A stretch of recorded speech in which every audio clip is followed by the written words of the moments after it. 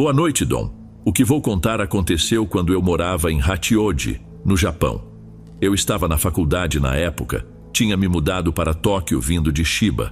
Morei em 3 lugares diferentes desde que cheguei a Tóquio, e essa história aconteceu no 2º apartamento em que vivi. Achei um apartamento que me agradou bastante. O prédio era bem antigo, mas tinha passado por uma reforma recente. A estrutura e o layout do lugar eram bem diferentes, e assim que o visitei, já mostrei interesse ao corretor e logo fechei o contrato. Eu tinha uma namorada na época, e ela acabou se mudando comigo. Agora, deixa eu te explicar como era o layout do apartamento. Ele ficava no 2º andar do prédio, bem na esquina. Era interessante e diferente porque eu tinha uma escada particular que levava direto ao meu apartamento. Embaixo dessa escada tinha uma vaga de estacionamento só minha, o que facilitava bastante. Quando você abria a porta da frente, logo à direita ficava o banheiro e mais no fundo, a cozinha também à direita. À esquerda ficavam as escadas, com a entrada para a sala de estar ao lado delas. Se você subisse as escadas, dava de cara com uma porta que levava ao sótão, e eu adorava aquele sótão.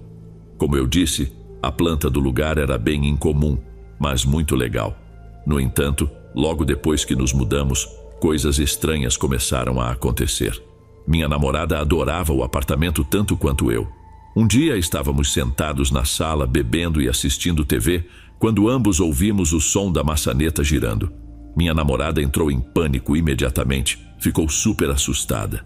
Eu tentei levar na brincadeira, falei algo tipo, relaxa, deve ser só o vento, mas estaria mentindo se dissesse que meu coração não estava disparado.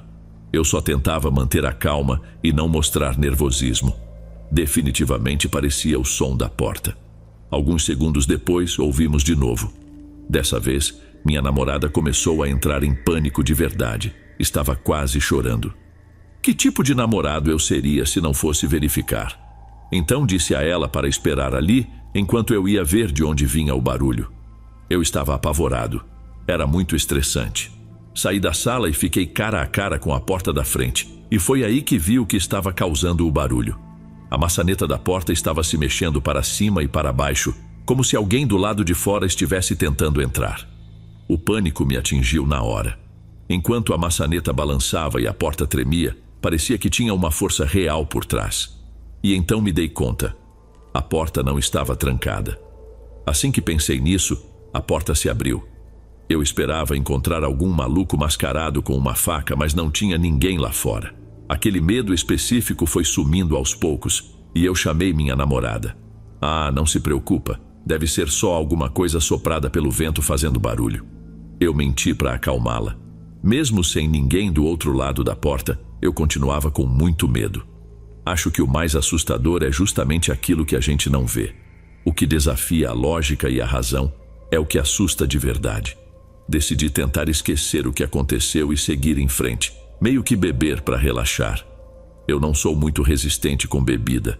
Será que é assim que se diz? Fico bêbado fácil e sempre acabo passando mal. E naquele dia foi estranho demais. Eu não tinha bebido muito, mas comecei a quase hiperventilar. Minha respiração ficou acelerada, me senti tonto, devagar. Era como se eu estivesse enxergando tudo através de um filtro amarelo. Parecia que tudo tinha uma cor amarelada e algo estava muito errado. Achei que fosse desmaiar ou até morrer. Não tô sendo exagerado. As coisas escalaram rápido demais.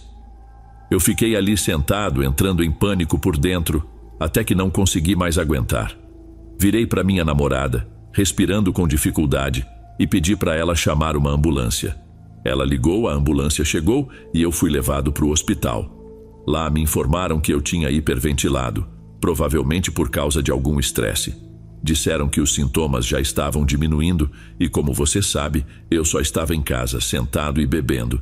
Então, de onde veio esse estresse todo? Eu não me sentia estressado na hora, então pedi para ir embora e chamamos um táxi para voltar para casa. Eu estava bem preocupado, porque nunca tinha passado por isso antes. Então liguei para minha mãe para ouvir o que ela achava. Só para dar uma ideia, minha mãe sempre acreditou que tem uma espécie de sensibilidade para sentir espíritos.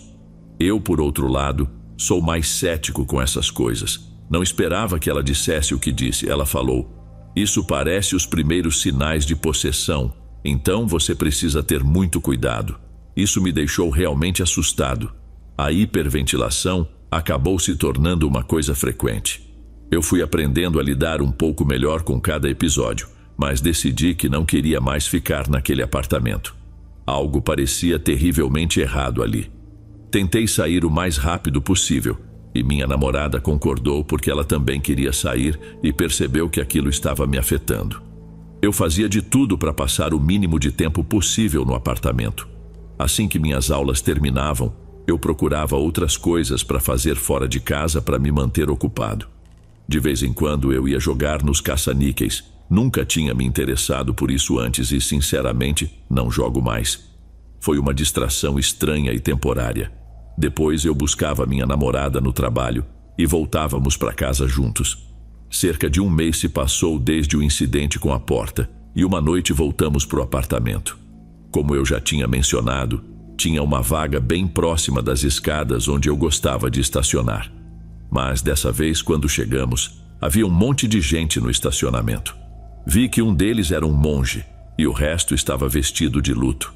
Tinha buquês de flores e incensos acesos. Era uma cena bem estranha. Minha namorada e eu ficamos meio em pânico. Acabamos estacionando em outro lugar e nos aproximamos deles para tentar entender o que estava acontecendo.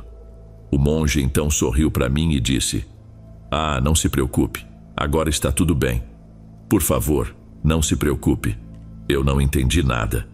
Pedi que ele explicasse exatamente o que queria dizer e então uma mulher que devia ter uns 50 anos se aproximou e disse: "Acho que posso explicar. Meu marido resolveu tudo aqui. Sinto muito." Eu fiquei de boca aberta. Aparentemente o marido dela tinha tirado a própria vida no nosso apartamento poucos dias antes de nos mudarmos e eu fiquei em choque. Perguntei: "Mas por que vocês estão fazendo isso agora, então?" O monge explicou que havia uma crença de que o espírito do marido dela não tinha conseguido passar para o outro lado. Mas agora, com a ajuda das pessoas enlutadas ali e o ritual que ele tinha realizado, ele acreditava que o espírito daquele homem finalmente estava em paz. Eu não sabia se podia confiar que o espírito realmente estava em paz.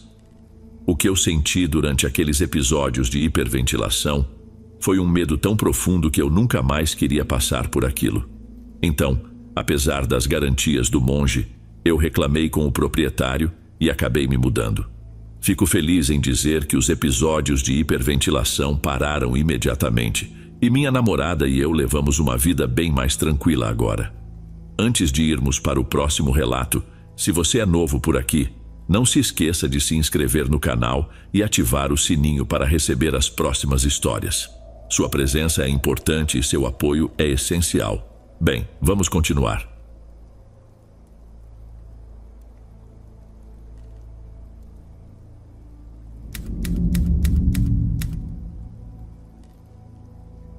Ouvi essa história de um amigo que é apaixonado por escalada.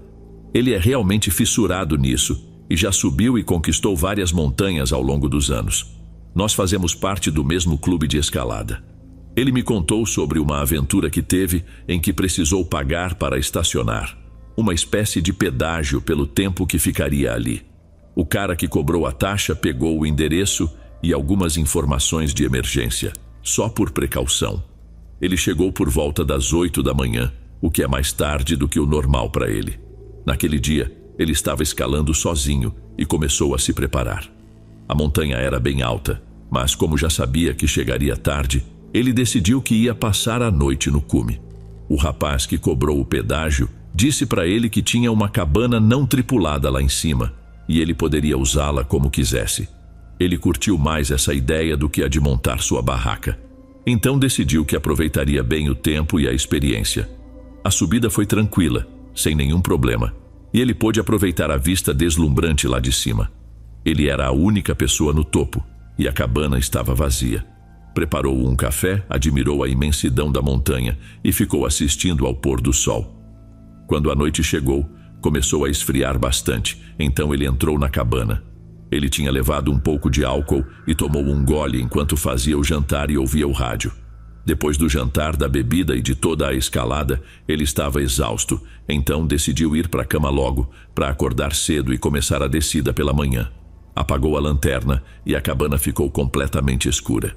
Ele disse que, de tão cansado, dormiu sem dificuldade. No meio da noite, ele acordou com um som estranho. Parecia que alguém estava mexendo na porta, o que o deixou assustado, porque ele tinha visto a previsão do tempo e não estava previsto vento forte naquela noite. Ele ficou escutando com atenção e logo percebeu que não era o vento.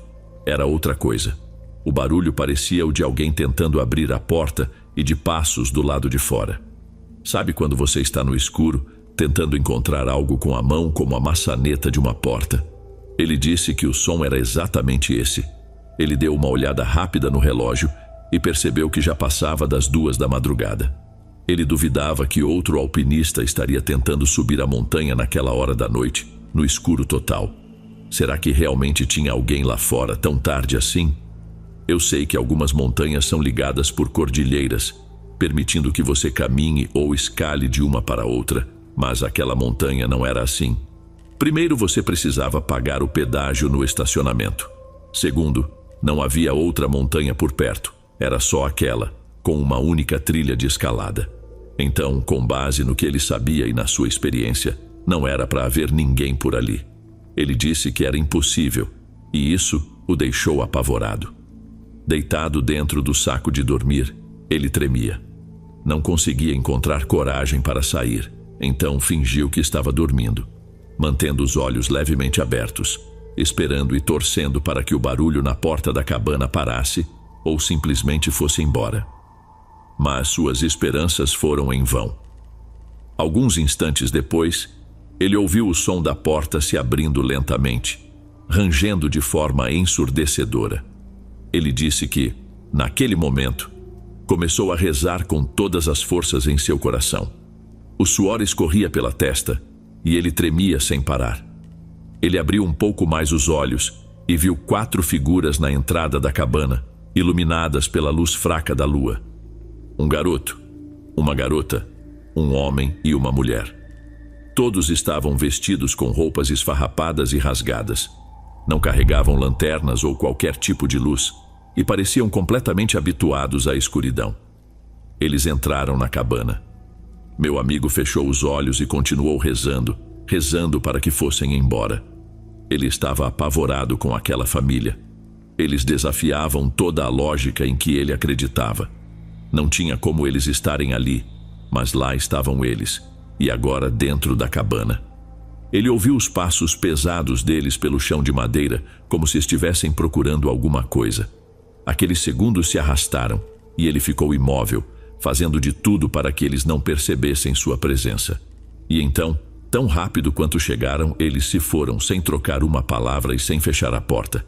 Ele disse que, assim que viu eles indo embora, apagou. Acho que ele deve ter desmaiado de medo. Quando acordou, ele juntou suas coisas o mais rápido possível e começou a descer a montanha. Não sei se ele conferiu se alguma coisa tinha sumido, mas eu com certeza teria feito isso primeiro. Ele se vestiu rapidamente e se preparou para a descida. Desceu a montanha o mais rápido que pôde, ainda tomado pelo medo dos visitantes noturnos. Ele não queria encontrá-los à luz do dia. Havia algo naquela família que o assustava profundamente.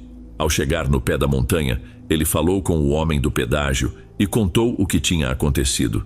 Disse que não seria justo não mencionar o ocorrido, mesmo que isso o fizesse parecer bobo ou assustado. O homem do pedágio então disse que ele era a única pessoa na montanha naquela noite, o que o deixou ainda mais perturbado. Naquele momento, ele começou a se perguntar se havia sido visitado por espíritos. O homem do pedágio acrescentou: alguns meses atrás, uma família desapareceu nesta montanha e nunca foi encontrada. Será que eram os espíritos dessa família que o visitaram? Ou será que a família ainda estava viva? Fico pensando se eles estavam procurando comida ou algo do tipo, atraídos para a cabana. Talvez algo tenha acontecido com eles, causando perda de memória ou algo assim. Não sei. Meu amigo está convencido de que a família que apareceu na cabana eram espíritos. Ele nunca vai esquecer aquela noite. Em todas as suas outras escaladas e caminhadas, ele nunca mais vivenciou nada parecido com o que aconteceu naquele dia.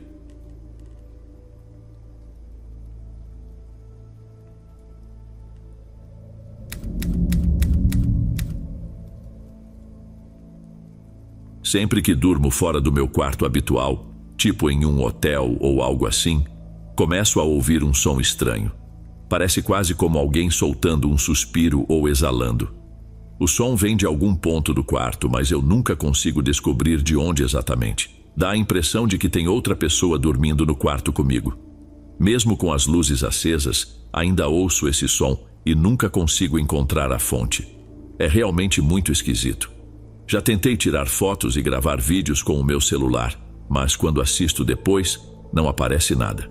Apago as luzes, forço a vista, tentando me acostumar com a escuridão. E às vezes sinto que tem alguma coisa ali no meio da escuridão. Não sei dizer ao certo. Parece haver alguma forma no escuro de vez em quando, e a sensação é bem assustadora. Toda vez que escuto esse suspiro, esse som de exalação, fico incomodado, porque é impossível ignorá-lo. A primeira vez que percebi isso foi no ano passado, em setembro, e desde que ouvi pela primeira vez, não consigo deixar de ouvir. Como viajo muito a trabalho, minha empresa tem um dom para encontrar os hotéis mais baratos e afastados possíveis. Talvez depois de tanto dormir nesses motéis e hotéis decadentes, eu tenha ficado mais nervoso, e isso me faça imaginar coisas. Ou pelo menos era isso que eu achava, até outra noite. Dessa vez ouvi o mesmo som em casa, o único lugar onde nunca tinha ouvido antes. Aconteceu quando cheguei tarde do trabalho. Lembro que naquela noite comprei macarrão e estava comendo na mesa da cozinha. Toda a minha família já estava dormindo. Meus olhos estavam muito secos, então peguei um colírio, pinguei uma gota em cada olho e continuei sentado à mesa da cozinha. Então ouvi de novo aquele som estranho como um suspiro. Queria abrir os olhos, mas como tinha acabado de pingar as gotas, não conseguia abri-los de imediato. Abri devagar o olho direito só um pouco e dei uma olhada ao redor da cozinha.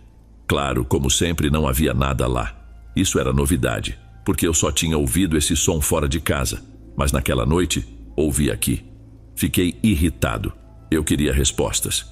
Não estava em um hotel, estava em casa, então tinha toda a liberdade para investigar, e foi o que eu fiz.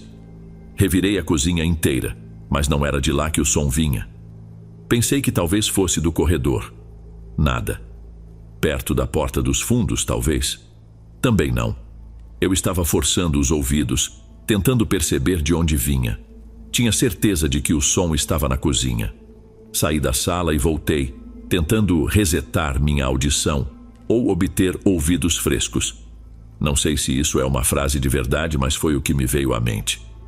Assim que voltei para a cozinha, ouvi de novo, e dessa vez parecia vir de perto da geladeira.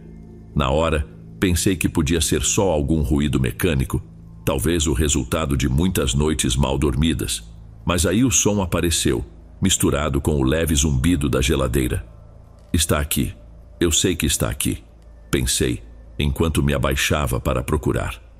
O som estava mais alto do que antes, e parecia que eu estava perto de encontrar a origem. Com isso em mente, decidi apagar as luzes, só para ver se faria alguma diferença. Normalmente leva um tempo até meus olhos se ajustarem ao escuro, e é nesse ponto que sinto como se quase pudesse ver alguma coisa. Mas naquela noite, algo foi diferente. Meu olho esquerdo estava enxergando muito melhor no escuro. Acho que foi porque eu mantive fechado enquanto procurava na cozinha. Achei isso interessante. Minha visão parecia ainda melhor quando eu fechava o olho direito. Depois de alguns instantes, vi 2 pontos brancos surgindo no meio da escuridão. Rapidamente percebi que eram o branco dos olhos de alguém. Logo, notei que as pupilas eram tão escuras que pareciam quase pretas. Aqueles olhos no meio da escuridão estavam olhando diretamente para mim. Eu ofeguei de susto, nunca tinha presenciado algo assim antes. Fiquei paralisado, incapaz de desviar o olhar, e então comecei a ver a figura de alguém, a pessoa a quem aqueles olhos pertenciam. Parecia que estava amarrada, com os membros claramente presos. A boca não era visível, e então percebi por quê. Havia fita adesiva sobre ela. O som que eu ouvia, o de respiração, era dessa pessoa inalando e exalando pelo nariz. O que mais me impressionou foi que não parecia haver pânico nela. Era como se tivesse aceitado sua situação, resignada. Não havia luta, apenas uma atmosfera de desolação e rendição completa. As respirações continuavam, ritmadas e pacientes, e tudo o que eu conseguia fazer era assistir, congelado pelo horror. Eu não conseguia me mexer. Depois de alguns minutos, ou talvez mais, a figura começou a ficar embaçada e, aos poucos, desapareceu na escuridão. Até hoje não faço ideia do porquê essa pessoa, ou talvez eu deva chamar de aparição, tenha aparecido para mim. Desde então não ouvi mais aquele som em minha casa, mas continuo pensando sobre essa pobre alma. Fico me perguntando se um dia a ouvirei novamente. Na próxima semana vou viajar a trabalho novamente e pretendo fazer as mesmas coisas que fiz da última vez, na tentativa de ver essa pessoa amarrada de novo. Vou usar o colírio e me adaptar à escuridão. Talvez eu consiga vê-la de novo. Não tenho certeza. O sentimento é uma mistura de empolgação e medo. Se estiver gostando dos relatos, não se esqueça de já deixar o seu like, ele é muito importante. Bem, vamos continuar.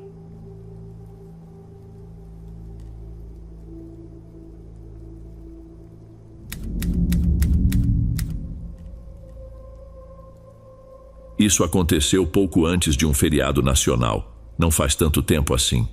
Não teria aula no dia seguinte, o que já é motivo suficiente para comemorar, né? Mas eu estava acordado até tarde para a minha idade, mais ou menos 10:30 da noite. Na época eu estava no ensino médio e preciso explicar um pouco da dinâmica da minha família para você entender melhor depois.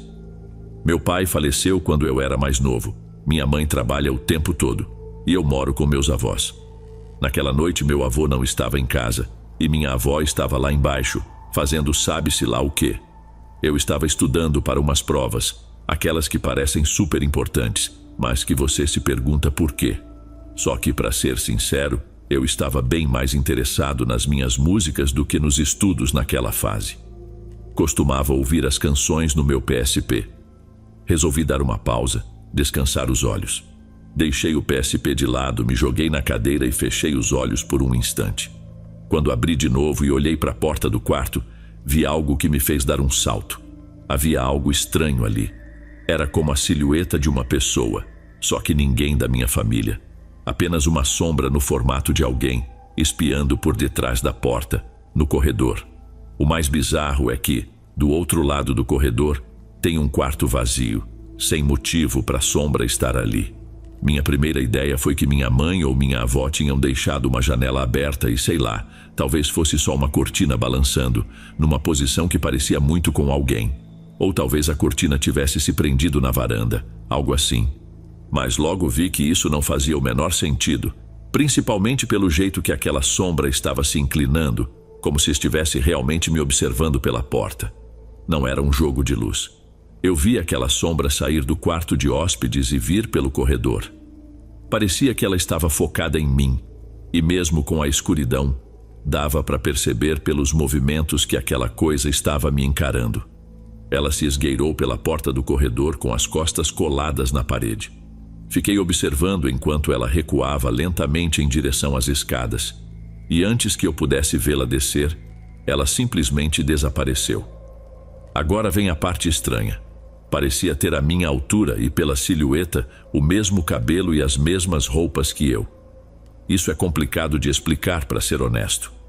Como eu já disse, só minha avó e eu estávamos em casa naquela noite. Ela não costumava subir as escadas por causa dos problemas nos quadris, mas mesmo se fosse ela, eu teria reconhecido a silhueta e com certeza ela acenderia a luz ou algo assim. Fiquei ali, na cadeira, tremendo, tentando entender o que tinha acabado de acontecer. O que isso significava? Algo que parecia comigo estava me observando do outro quarto. Mas por quê? Com qual propósito? Era algum tipo de espírito ou uma pessoa das sombras? Será que a coisa foi embora porque eu a vi? E o que teria acontecido se eu não tivesse percebido sua presença? Eu estava horrorizado, enquanto minha mente tentava desesperadamente encontrar uma explicação lógica. mas não conseguia achar nada. E essa falta de respostas era tão assustadora quanto o que eu vi. Comecei a ficar apavorado e pensei, e se aquilo voltasse? Não queria descer as escadas, afinal, foi justamente para lá que vi aquela coisa ir pela última vez. Até hoje não tenho ideia do que era aquilo, e vivi naquela casa até me mudar, sempre com medo de que a tal figura sombria aparecesse de novo. Mas, felizmente, nunca mais a vi. Cheguei a pensar se poderia ter sido um invasor. Talvez. Não sei. Eu era bem jovem e talvez não tivesse noção das coisas, mas também não acho que fosse isso. Acho que teria reparado em algum detalhe, como as roupas ou as características de alguém. E, sinceramente, não parecia ser o caso. Nunca contei nada disso para minha família. Tinha medo que rissem de mim, achassem que eu estava sendo fraco ou que era coisa da minha cabeça. Além disso, não queria que minha mãe se preocupasse comigo, já que ela trabalhava tanto. E ainda me pergunto se eles teriam acreditado em mim.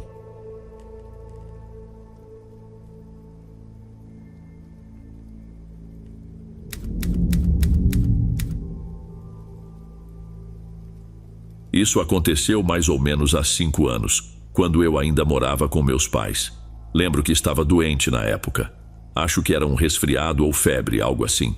Eu estava deitado na cama de manhã me sentindo mal. Era por volta das 8 da manhã quando ouvi minha mãe gritar lá de baixo: "Estou indo trabalhar, se você piorar me liga." Naquele tempo a gente tinha um gato, e naquele dia era só eu e o gato em casa. O bichano ficava entrando e saindo do meu quarto, o que estava me irritando muito. Eu já não conseguia voltar a dormir. Tinha chegado no meu limite, então levantei da cama, botei o gato para fora do quarto e fechei a porta. Como a casa dos meus pais é bem antiga, se você não trancar a porta, o gato sabe empurrá-la para voltar. Então, eu tranquei com um trinco simples. Voltei para a cama, mas ainda não conseguia dormir. Meu corpo estava pesado e eu sentia muito frio. Minha visão também estava estranha, meio trêmula, e não sei se isso faz sentido, mas não consigo descrever de outra forma. Me sentia muito esquisito. Queria ligar para minha mãe para dizer que estava piorando, mas por algum motivo não conseguia sinal no celular. Comecei a ficar cada vez mais ansioso, e essa ansiedade aumentou ainda mais quando ouvi meu gato miando do lado de fora da porta. Era um miado suave, algo como um miau, sabe? Mas tinha algo estranho nesse miado. Fiquei pensando nisso por alguns minutos, até que me dei conta do que estava errado. O som parecia vir de cima, não de baixo. Soava como se o gato estivesse na altura da minha cabeça em vez de perto do chão, e isso realmente me deixou assustado. Eu não conseguia entender como isso era possível. Não tinha nada tão alto perto da porta onde o gato pudesse subir. Fiquei completamente quieto, sem me aproximar da porta, e depois de um tempo ouvi a voz da minha mãe. "Você está bem? Voltei do trabalho porque fiquei preocupada com você." Era, sem dúvida, a voz dela, mas algo parecia um pouco fora do lugar, o suficiente para me deixar desconfiado. Tinha algumas diferenças sutis no tom e na escolha das palavras, algo um pouco diferente do habitual. Outra coisa que não fazia sentido era que ela tinha saído para o trabalho fazia só umas 2 horas. Então por que voltaria tão cedo? Se ela quisesse me ver, teria esperado até a hora do almoço. Eu só estava com uma gripe ou resfriado, não era nada grave. Isso me deixou desconfortável. Eu sabia que tinha algo errado. O jeito como o gato parecia estar à altura da cabeça e o som da minha mãe sendo tão familiar, mas ao mesmo tempo esquisito, foram suficientes para me assustar de verdade. Eu estava com tanto frio que meus dentes batiam. Fiquei ali olhando para a porta e meu corpo parecia pesado demais para se mover. Só consegui me sentar ali, congelado de medo. Sabia que algo estava prestes a acontecer, antes mesmo de acontecer. A maçaneta da porta começou a girar com força repetidamente. A fechadura era tão antiga que bastaria pouco para arrombar aquela porta, e enquanto meus dentes continuavam batendo, eu podia ver minha respiração se transformando em pequenas nuvens de vapor. Meu corpo ficou completamente rígido. Depois de alguns momentos, meus dentes pararam de bater e tudo ficou em silêncio. Foi aí que senti que a presença do outro lado da porta havia partido. Seja lá o que fosse, tinha ido embora. Quando consegui me mover novamente, peguei meu celular e liguei para minha mãe, e o sinal tinha voltado. Eu estava apavorado, talvez até chorando, e perguntei: "Mãe, você acabou de voltar para casa?" Ela respondeu: "Do que você está falando? Eu ainda estou no trabalho, está tudo bem?" Eu disse que estava me sentindo pior e que tinha tido um pesadelo. Fiquei no meu quarto até minha mãe voltar na hora do almoço, completamente apavorado. Infelizmente, quando ela chegou em casa, descobriu que nosso gato estava morto, deitado bem aos pés da minha porta. Não tinha nenhum ferimento visível, e ele não estava doente ou velho. Na verdade, ele estava correndo feliz pela casa algumas horas antes. Agora ele só estava ali, deitado de lado, morto. Fico pensando se ele foi levado por aquela coisa que estava tentando entrar no meu quarto. E também me pergunto o que teria acontecido comigo se eu tivesse acreditado que era mesmo a minha mãe do outro lado da porta. Talvez o meu gato tenha salvado minha vida.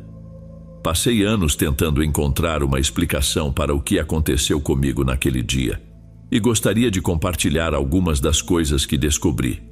Parece que os animais de estimação não são as únicas vítimas de algo assim. Seja lá o que tenha aparecido na minha casa, dizem que demônios costumam visar os mais jovens, os mais velhos ou os doentes. Eles procuram os mais fracos da casa, e no passado, isso levou muita gente a achar que pessoas doentes eram as mais vulneráveis. Algumas teorias sugerem que, de algum jeito, as pessoas percebem subconscientemente que não tem nada para afastar espíritos malignos e má sorte. E talvez por isso acabam querendo ter um animal de estimação. Se um bicho morre de forma inesperada, pode ser sinal de que algo ruim está à espreita.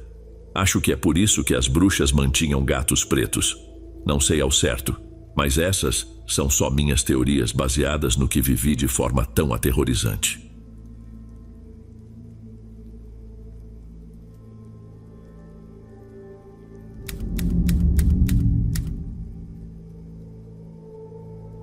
Isso aconteceu no final de janeiro.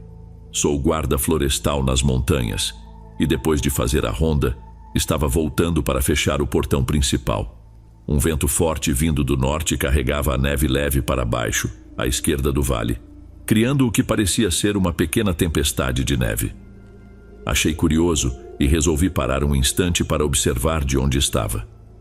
Foi então que notei algo perto da tempestade de neve, a silhueta de uma pessoa.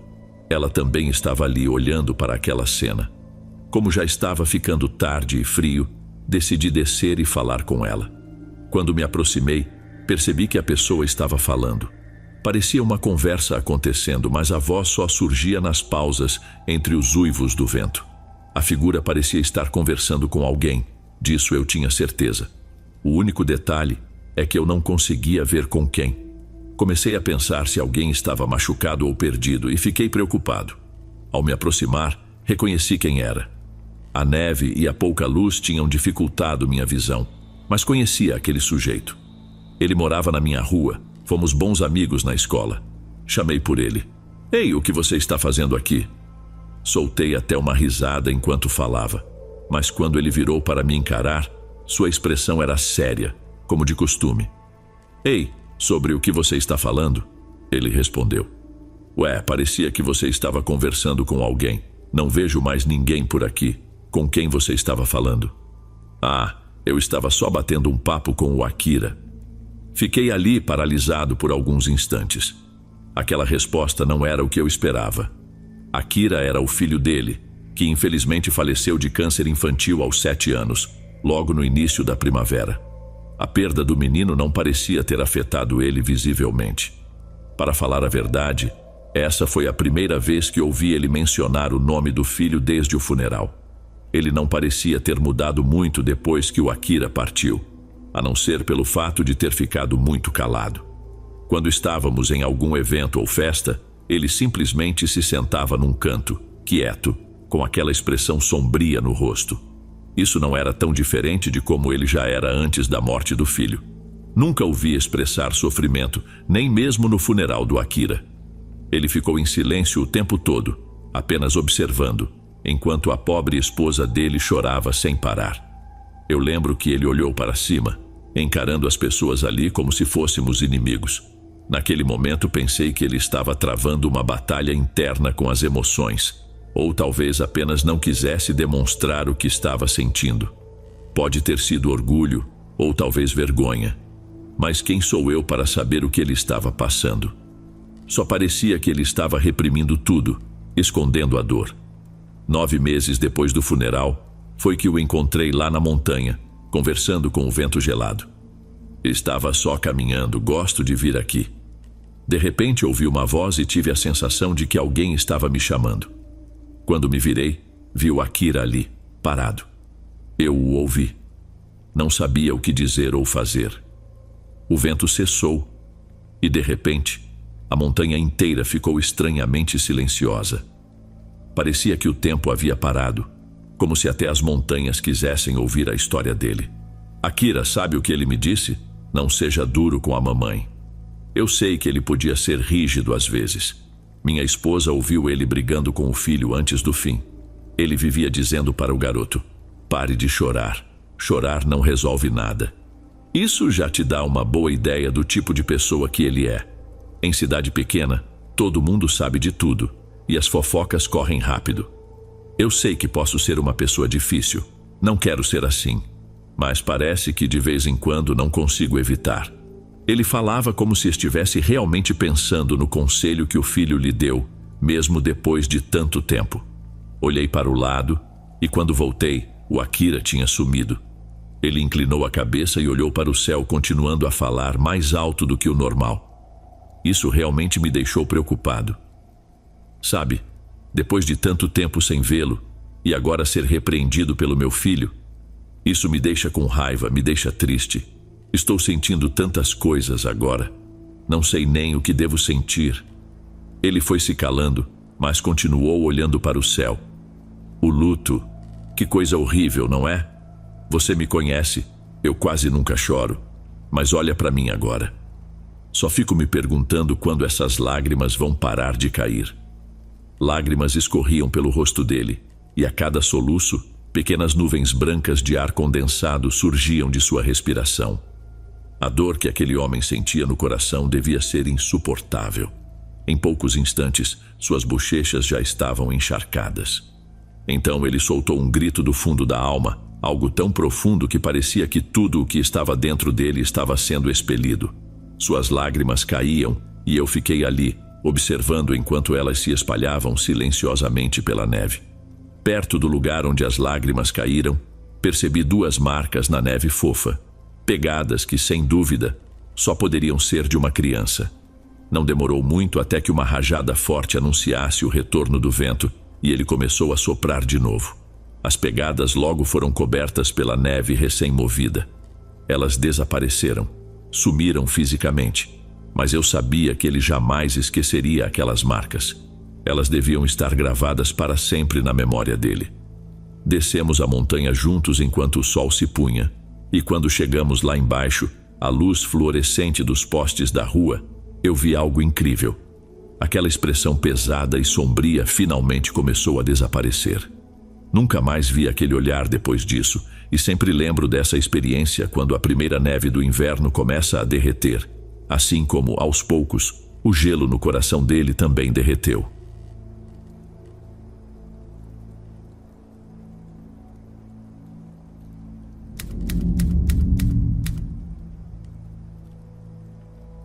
Essa é uma daquelas histórias bem fora do comum que escutei de um amigo na faculdade, durante uma festa.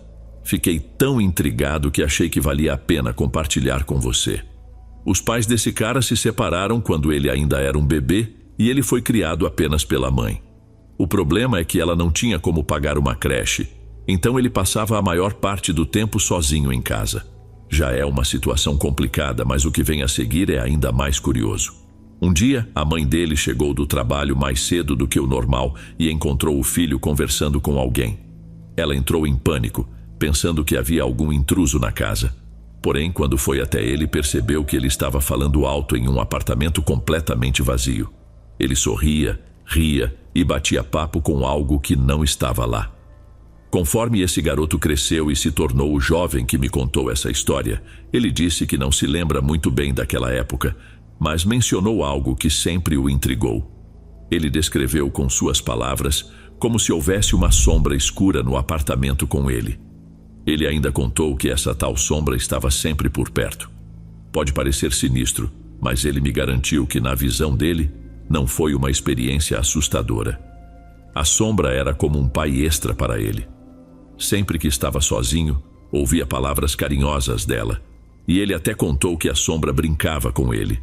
Mesmo com a ausência do pai de verdade naquela época, parecia que ele via a sombra negra como uma espécie de figura paterna. Seu coração infantil, cheio de esperança, se alegrava com essa companhia. Ele me contou que depois que sua mãe soube dessa história, ela começou a prestar mais atenção nele, talvez por se sentir culpada por ter deixado ele tão sozinho antes. Com o tempo, ele disse que a sombra desapareceu, mas com uma risada contou que não foi por muito tempo. Ele ainda a vê de vez em quando, especialmente em momentos importantes da sua vida.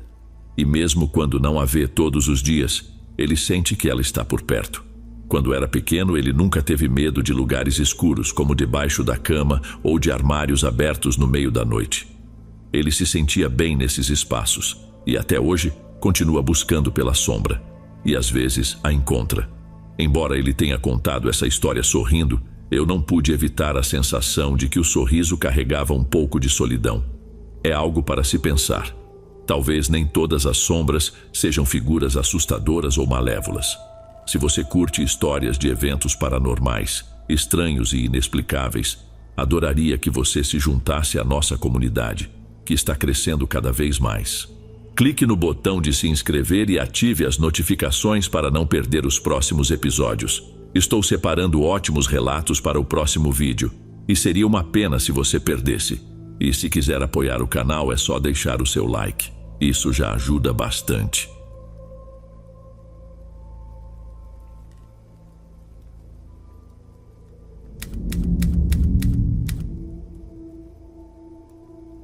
Eu moro num apartamento que foi construído no ano de 1989. Agora, deixa eu te explicar como ele é por dentro, porque isso faz diferença. Ele é bem comum, mas tem um loft. Para ser sincero, o espaço não é muito grande, é meio apertado lá em cima. E sendo honesto, eu não gosto muito do loft. Tem algo nele que me deixa, sei lá, desconfortável. Dá uma sensação estranha de vulnerabilidade ter um loft, é difícil de explicar. Mas até o fim dessa história, você vai entender por que isso me incomoda tanto. Tudo começou com uma sensação esquisita, numa noite depois do trabalho, e eu simplesmente não conseguia me livrar dela. Assim que entro no apartamento, a primeira coisa que meus olhos encontram é o loft. E aí vem aquela impressão de que, de vez em quando, parece que tem algo me olhando lá de cima. No início, pensei que era só cansaço, minha cabeça pregando peças. Já fiquei exausto antes, você sabe como é, mas essa sensação era diferente. Mal sabia eu que, naquele dia, algo começou a me atormentar. Deixa eu te dar uma ideia melhor. Quando você está deitado no loft, se olhar naturalmente para frente ou para baixo, dá para ver a entrada que vai para a cozinha. Normalmente eu durmo de lado, então fico virado justamente para essa entrada. E de vez em quando, antes de pegar no sono, bate forte aquela sensação de que tem alguém ali parado me olhando da entrada. Nessas horas desconfortáveis, tento me distrair lendo ou forço o sono o mais rápido possível. Apago todas as luzes para não me distrair com nada e deixo só uma luzinha de cabeceira bem fraquinha para poder ler. Só que numa noite dessas, uma sensação mais profunda de inquietação tomou conta de mim. Algo não estava certo. Eu ouvi um som vindo lá de baixo e estava tudo no escuro. Parei para escutar melhor e parecia que alguém estava respirando. Sim, parecia claramente uma respiração. No momento em que percebi o que era, eu congelei. O medo me paralisou. Meu coração disparou no peito. Pensei que tinha alguém dentro da minha casa. O ar no quarto estava pesado, quase sufocante. Parecia me envolver por completo. O ambiente foi ficando mais escuro e uma sensação estranha começou a tomar conta de mim. Ainda dava para ouvir aquele som ecoando pelo cômodo abaixo. Só que agora parecia mais perto. Debaixo do loft tem um ponto cego, mas eu senti que conseguia identificar exatamente de onde vinha o som da respiração. Alguém estava lá embaixo, encostado na parede. Eu tinha certeza disso. Quando essa imagem surgiu na minha cabeça, um calafrio percorreu meu corpo. Me encolhi. Puxei as cobertas com força, tentando me proteger. Era como se estivesse num impasse. Eu não conseguia fazer nada, e aquela certeza de que tinha alguém lá embaixo não ia embora. Depois de alguns instantes, a respiração parou de repente. Pensei que tudo tinha acabado, que minha mente tinha pregado uma peça em mim, e um alívio tomou conta do meu corpo. Mas aí, no mesmo momento, ouvi um som que conhecia muito bem, um som que já tinha escutado tantas vezes antes. Era o som inconfundível de alguém subindo as escadas que levam ao loft.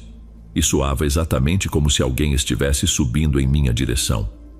Eu estava paralisado de medo, incapaz de me mexer de novo. Minha cabeça virou um turbilhão de pensamentos, tentando entender o que estava acontecendo, enquanto o som das passadas subindo a escada ficava cada vez mais claro. De repente minha mente clareou. Acho que é o que chamam de resposta de luta ou fuga. Decidi que ia enfrentar seja lá quem estivesse subindo. O som continuava, e eu tinha certeza de que, em questão de segundos, veria a cabeça de alguém aparecer ali na minha frente. Aqueles segundos passaram, mas pareciam ter durado horas. A tensão era insuportável. E então, nada. O som parou. Parou no topo da escada. Se tivesse alguém ali, eu já deveria ter visto. O som que ouvi subindo agora parecia estar comigo no loft. Eu não fazia ideia do que estava acontecendo. Tinha quase certeza de que não havia ninguém na casa. Mas assim que esse pensamento passou pela minha cabeça, minha luz de cabeceira apagou e fui jogado na escuridão total. Foi então que, bem perto do meu ouvido, ouvi 3 palavras que me gelaram até os ossos. Quem é você? Depois disso, não lembro de muita coisa. Acho que devo ter desmaiado de tanto medo. Só sei que quando abri os olhos de novo, já era de manhã.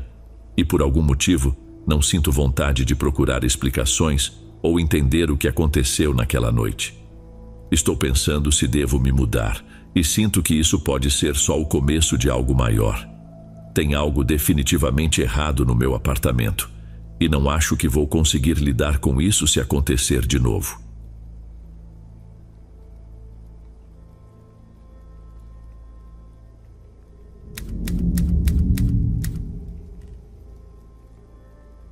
Ouvi essa história da minha tia.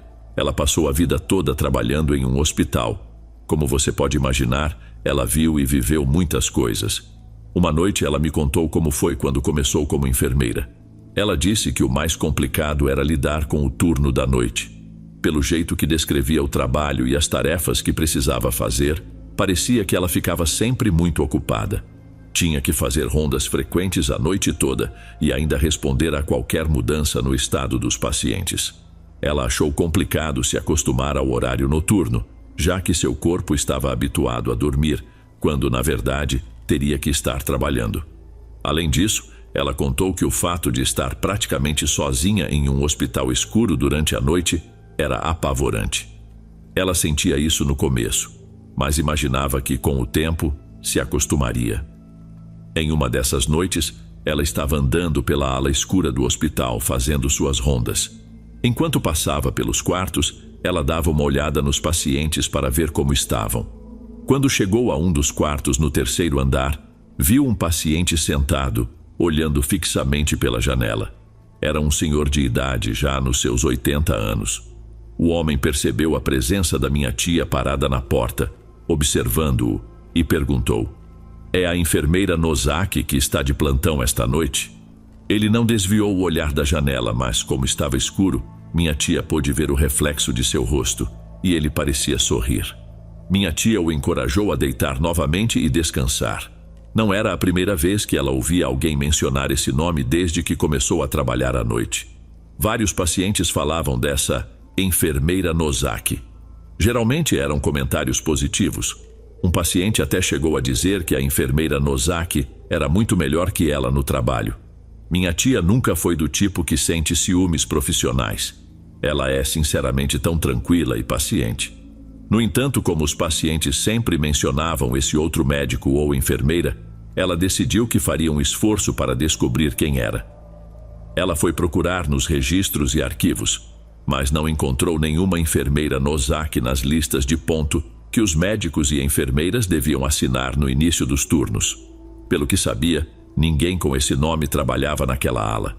Mas, como ainda era relativamente nova na função, achou que provavelmente havia alguns médicos e enfermeiros veteranos com quem ainda não tinha cruzado. Então não deu muita importância. Depois de se certificar de que o senhor estava deitado de novo na cama, ela voltou para o posto de enfermagem. Lá, uma enfermeira mais experiente estava de plantão, e as duas começaram uma conversa casual. Minha tia aproveitou a deixa e mencionou a misteriosa enfermeira Nozaki. A enfermeira mais velha congelou por alguns segundos. Parecia que o silêncio na ala era tão grande que dava para ouvir uma agulha cair. Em seguida, virou-se para minha tia com uma expressão muito preocupada. Olha, é curioso você falar da enfermeira Nozaki. Ela trabalhava aqui até cerca de 1 ano atrás. Tirou a própria vida. Essas coisas acontecem de vez em quando. Por algum motivo, isso deixou minha tia completamente paralisada. Ela disse que sentiu um arrepio profundo. Mesmo assim, tentou acreditar que era algum tipo de mal-entendido. Talvez a enfermeira tivesse escutado errado. Então, minha tia mencionou a conversa que teve com o senhor idoso. Foi aí que a enfermeira comentou: isso anda acontecendo bastante por aqui ultimamente. Minha tia ficou chocada com a resposta, que foi seca e direta. Aparentemente, a enfermeira manteve uma expressão rígida ao dizer isso. Minha tia nunca esqueceu essa conversa e, desde aquela noite, continuou a ouvir o nome da enfermeira Nozaki na ala, especialmente quando estava nos turnos da madrugada. Não era só o senhor idoso que falava dela, mas também homens jovens e até crianças. Sempre que ouvia o nome, um desconforto crescia dentro dela. Esses pacientes mencionavam alguém que não estava mais ali, como se ainda estivesse trabalhando no hospital. Era estranho. Era como se eles ainda pudessem ver a enfermeira Nozaki, como se ela nunca tivesse ido embora. Minha tia até pensou em pedir demissão, de tão assustada com tudo aquilo. Mas, em vez de desistir, ela se firmou no trabalho e se acostumou com a rotina da ala. Aos poucos, aquele medo e a sensação de desconforto foram desaparecendo. Ela ainda escutava o nome da enfermeira Nozaki, mas não ficava mais tão nervosa quanto antes. Quando ouvia o nome, apenas pensava: lá vem de novo. Começou a ver as coisas de outra maneira, imaginando que talvez a enfermeira Nozaki, sendo tão dedicada, ainda estivesse por ali, de alguma forma, cuidando dos pacientes. Quem sabe não fosse algo ruim? Ela passou a tentar encarar isso de forma positiva. Enquanto eu ouvia essa história que minha tia me contava, pensei: essa é uma boa história. Talvez nem todos os fantasmas sejam ruins. E não pude evitar sorrir. Minha tia percebeu o meu sorriso, assentiu e também sorriu, dizendo: sim, eu também estava sorrindo quando cheguei a essa conclusão. Mas depois eu descobri algo muito perturbador. Todos os pacientes que me perguntaram sobre a enfermeira Nozaki, ou se ela estava de plantão naquela noite alguns dias depois, eles faleciam. Parecia que ver ou falar sobre ela era um sinal terrível, como um aviso de que o fim estava próximo. Não sei. Há algo nisso que parece muito sombrio, como se a enfermeira Nozaki fosse a própria ceifadora daquele hospital.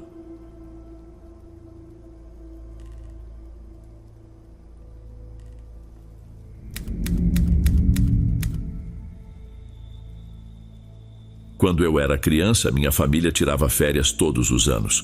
Um parente nosso tinha uma casa de campo e a gente atravessava o país todo verão para passar um tempo lá. Era maravilhoso. Fiz várias lembranças incríveis com a minha família naquele lugar.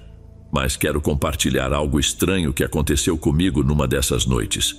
Eu devia ter uns 10 ou 11 anos quando isso aconteceu. A casa ficava bem no meio das montanhas, não tinha eletricidade e quase ninguém morava por perto. Era o lugar perfeito para um verão tranquilo. No 4º dia da nossa estadia anual, meus pais resolveram ir a um karaokê. Eu não estava com vontade de ir porque já estava exausto de tanto caminhar pelas montanhas.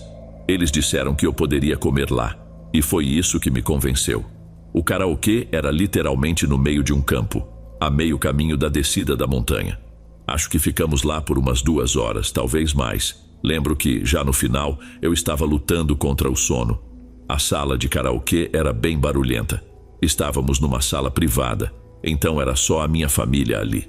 Meu pai percebeu o quanto eu estava cansado e acho que meio irritado com minhas reclamações, disse: "Por que você não vai dormir no carro?" Achei que era uma boa ideia. Então ele me deu as chaves e fui sozinho para o estacionamento. Estava muito escuro lá fora e lembro do som dos grilos cantando ao longe. Entrei no carro e de repente a sonolência passou. Fiquei esquisitamente acordado. Como já não estava com sono, comecei a ficar entediado bem rápido. Peguei a lanterna que a gente sempre deixava no carro e comecei a iluminar tudo ao redor, distraído. Apontei a luz para outro carro que estava estacionado ali. Estava bem ao lado do nosso carro. Não sei como não tinha reparado nele antes. Apontei a lanterna para as janelas e percebi uma figura dentro do carro.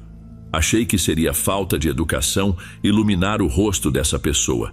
Então desliguei a lanterna e a afastei. Pensei que talvez tivesse incomodado a pessoa. Então fiz o que qualquer criança faria para evitar problemas. Fingi que estava dormindo. Com os olhos semicerrados, notei que a pessoa dentro do carro estava olhando diretamente para mim. Não conseguia ver o rosto claramente, mas sabia que estava me encarando. Isso me deixou nervoso. Havia algo de errado ali. Logo percebi que a pessoa no carro ao lado não se mexia há algum tempo. Parecia mais um manequim do que um ser humano, mas eu tinha certeza de que era uma pessoa. Pelo menos parecia ser alguém de verdade sentado ali. Não parecia que era minha imaginação me enganando.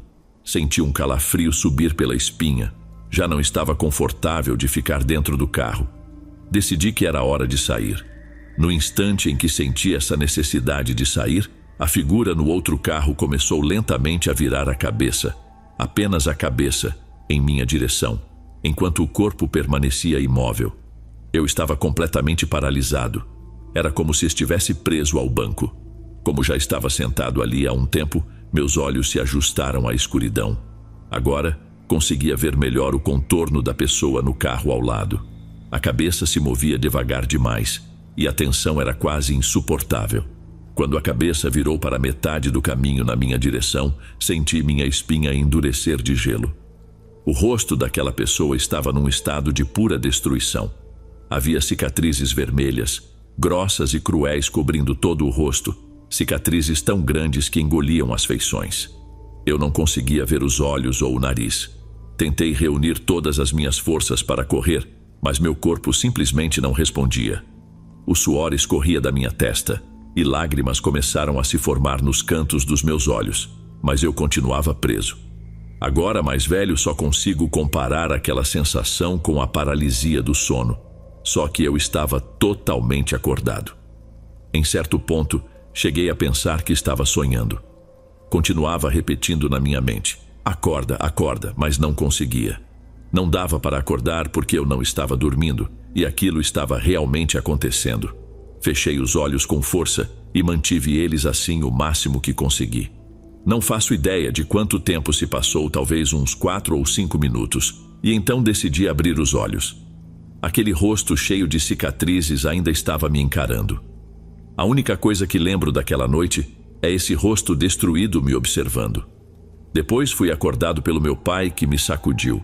Contei o que tinha acontecido, mas ele achou que eu só tinha tido um pesadelo.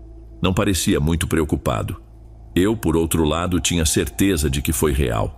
Não consegui deixar para lá, acabei fazendo um pequeno escândalo ali no estacionamento. A experiência foi tão traumatizante para mim que minha mãe acabou voltando ao karaokê para perguntar se alguém tinha visto algo estranho no estacionamento. Logo depois, o dono do lugar veio junto com minha mãe. Ela parecia bem preocupada, ajoelhou-se ao lado do carro e me perguntou com muita cautela: como era essa pessoa? Acho que o dono do karaokê queria se certificar de que não havia ninguém causando problemas por ali. Senti a pressão enquanto todos os adultos esperavam pela minha resposta. Expliquei que tinha visto uma pessoa no carro ao lado do nosso e que essa pessoa estava me encarando, mas o carro já tinha ido embora, então não dava para saber quem era o dono. Eles me pediram para descrever a pessoa. Quando contei que o rosto dela estava coberto de cicatrizes vermelhas terríveis e que ela estava sentada no carro ao lado do nosso, me concentrei em dar o máximo de detalhes possíveis. Nem percebi que a dona do karaokê estava chorando. Ela parou por um momento, limpou a garganta e com a voz trêmula disse: "Acho que você viu minha filha. Ela tirou a própria vida aqui, nesse estacionamento. Incendiou o carro e ficou sentada lá dentro faz 4 anos. Ficamos todos em um silêncio atordoado. Ela parecia querer desabafar sobre o que tinha acontecido. Continuou contando que a filha tinha sido cruelmente intimidada na escola, e isso durou anos, sem que ela contasse nada para a família. Quando a situação ficou insuportável, sua filha achou que não havia mais nada que pudesse ser feito sobre o bullying e tomou aquela decisão trágica. Fiquei devastado ao ouvir aquilo. A tristeza foi esmagadora. Nunca tinha sentido um peso tão grande de solidão e desespero. Algo que ela disse fez uma luz se acender na minha memória, porque de repente eu me lembrei de algo que aconteceu logo antes de eu desmaiar. Recordei que ouvi uma voz, e essa lembrança ficou gravada em mim desde então. Foram só 3 palavras. 3 palavras que atravessaram o tempo e chegaram até o presente, e essas palavras foram: eu os odeio. Espero de verdade que a alma dela possa encontrar paz algum dia. Antes de irmos para o último relato, se ainda estiver por aqui, deixe um comentário compartilhando sua opinião sobre as histórias de hoje. Se preferir, comente o horário que está assistindo. Bem, vamos continuar.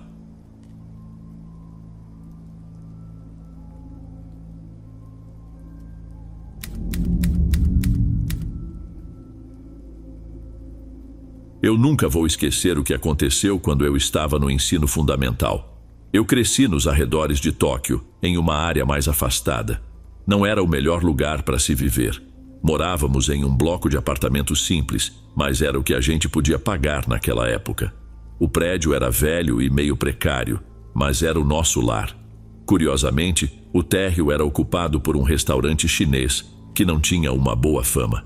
Eu ouvia os adultos, tanto da minha família quanto da vizinhança, comentando sobre aquele restaurante de vez em quando, e eles nunca falavam bem. Diziam que era sujo, e para ser sincera, realmente parecia meio sujo. Mas o problema não era exatamente o restaurante. O verdadeiro problema era o filho do dono. Nós tínhamos mais ou menos a mesma idade. Ambos estávamos no ensino fundamental, mas ele não estudava na minha escola. Na real, nem sei se ele ia à escola. Agora que penso, nunca o vi de uniforme. E ele usava sempre a mesma camiseta e calça rasgada todo santo dia. Eu também o via perturbando outras crianças do bairro, algumas com dificuldades de aprendizagem, e isso me deixava super incomodada. Uma vez até o vi correndo atrás de um gato com um pedaço de pau, tentando acertá-lo. Desde o começo, eu já tinha uma péssima impressão dele, e vou além. Para ser sincera, eu o odiava. Ele me deixava muito desconfortável. E se você ainda não acha isso ruim, espera só até ouvir o que aconteceu depois. Teve uma tarde depois da escola em que eu estava brincando com umas amigas perto do nosso prédio. Éramos 4 no total. Do nada, o garoto do restaurante aparece com aquele bendito bastão.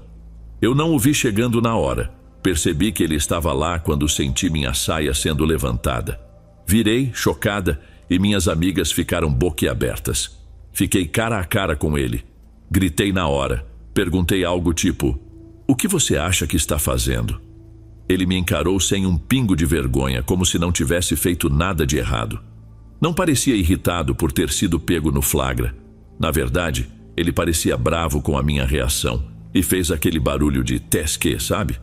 Não esperei ele falar mais nada, simplesmente chutei para trás com toda a força que consegui. Ele caiu no chão com um baque e começou a gemer de dor.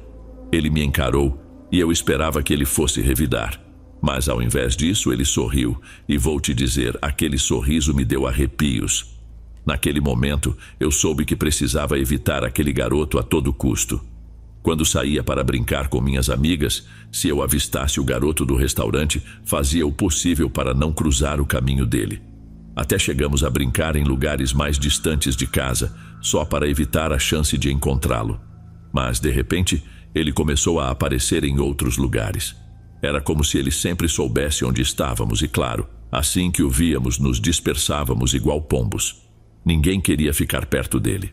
Às vezes ele se aproximava sem que percebêssemos, geralmente tentando nos irritar quando estávamos no parque. E no verão, todas as crianças queriam estar no parque. Então, mesmo que ele estivesse por lá, eu não queria deixar que ele estragasse nossos dias de diversão. Com o tempo, ele foi se afastando e parecia ocupado com as próprias coisas. Então paramos de evitar o parque. Não mexíamos com ele. E ele também não mexia com a gente. Nós adorávamos aquele escorregador. E não era qualquer um. Era imenso, com túneis em que a gente descia super rápido e tinha o formato de uma baleia, o que achávamos o máximo.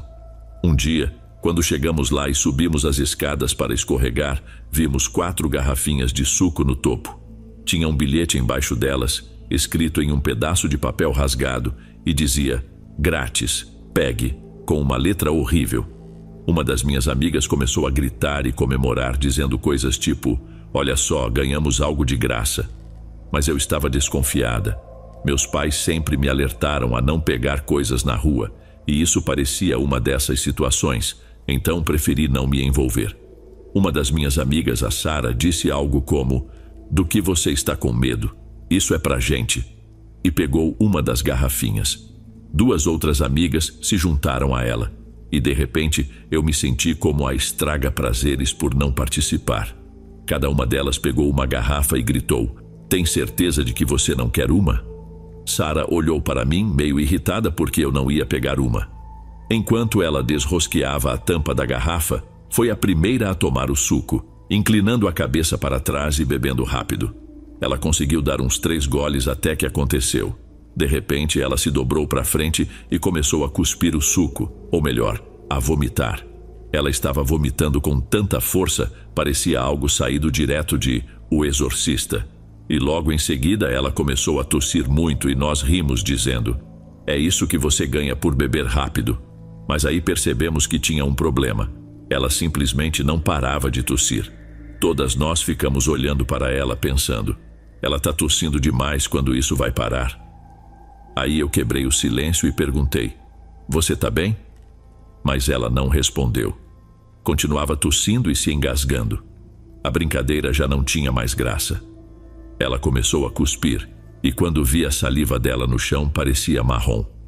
Olhei para o rosto dela e vi uma espuma marrom saindo dos cantos da boca. Naquele momento, soube que algo estava muito errado.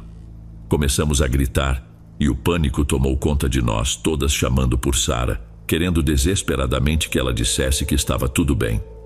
Sara nos olhou, segurando o peito, e a última coisa que conseguimos ouvir foi: "Quente, quente, mãe."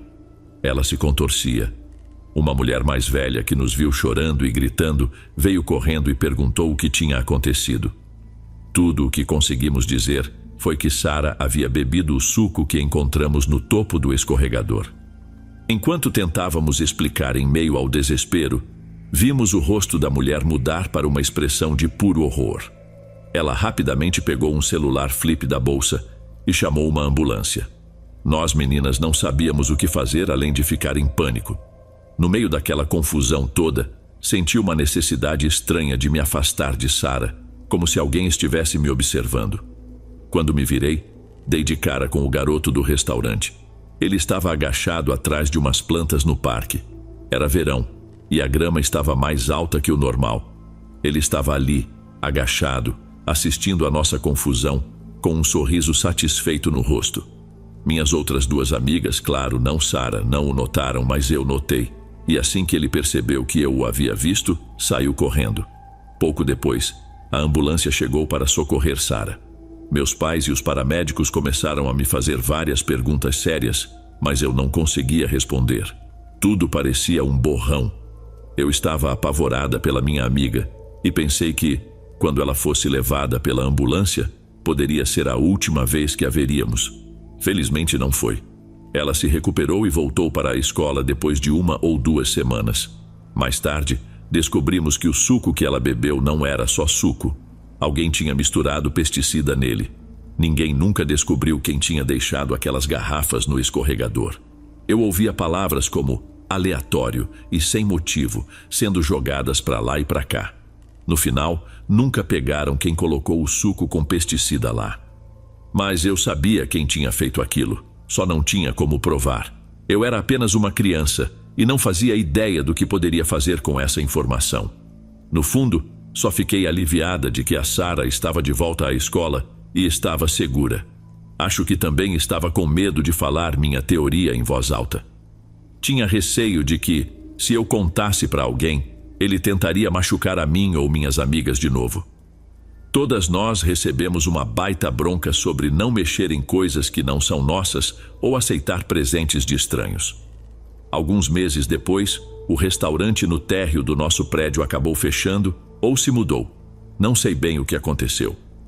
Acho que virou uma loja de conveniência. Para ser sincera, ninguém sentiu falta daquele restaurante ou daquela família. Não faço ideia de onde aquele garoto foi parar. Só sei que provavelmente ele não parou por aí, e pode muito bem estar por aí fazendo coisas ainda piores do que envenenar meninas no parque.